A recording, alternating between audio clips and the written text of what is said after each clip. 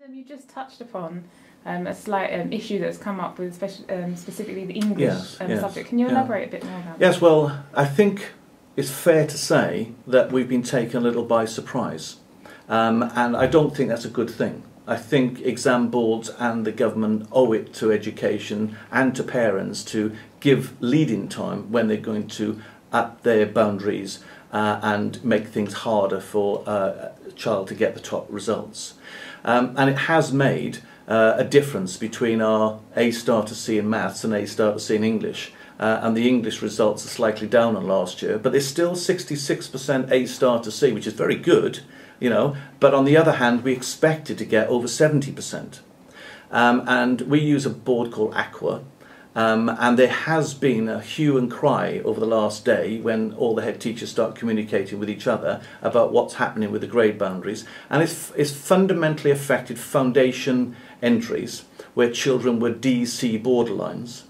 and it's because they've norm referenced the results in part. So only proportions of children can have particular grades nationally, and that means, of course, that if you're a D-C borderliner, you're less likely to pass this year than you would have done last year. It will affect, it's nothing to do with St Clair's, it will affect schools upon schools if they use the Aqua exam board. And there may be nothing we can do about it, but I assure you that we've already put our protest into the exam board, and I've heard from the Independent Academies Association this morning that there has been some level of understanding by Aqua that they're adversely affecting children without due notice. And therefore, we're hoping over the next few days to get a clear understanding about whether they'll take our appeals into account. It could mean a small proportion of children moving from a D to a C, but we're yet to find that out. And what I don't want to do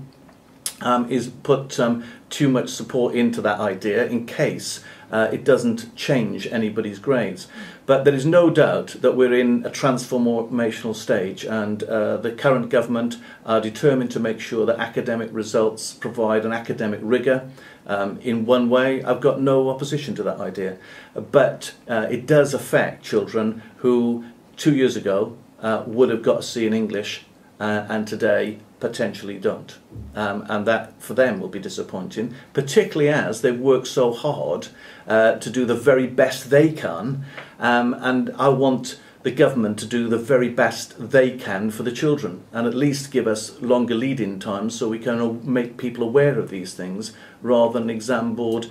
changing their grade boundaries very quickly without us really understanding what's going on. So there is some upset this morning, I've got to be honest with you, but at the same time we have to recognise that with such a large proportion of children at St Clair's doing very well in their results and individual children getting a large proportion of A stars, there is great results for our head boy, our head girl and so on, that we have to at the end of the day recognise that results mean everything. And the very best of the children always get what they deserve, and that is that they work hard and they get really good results. So hopefully this blip with the Aqua board will resolve itself.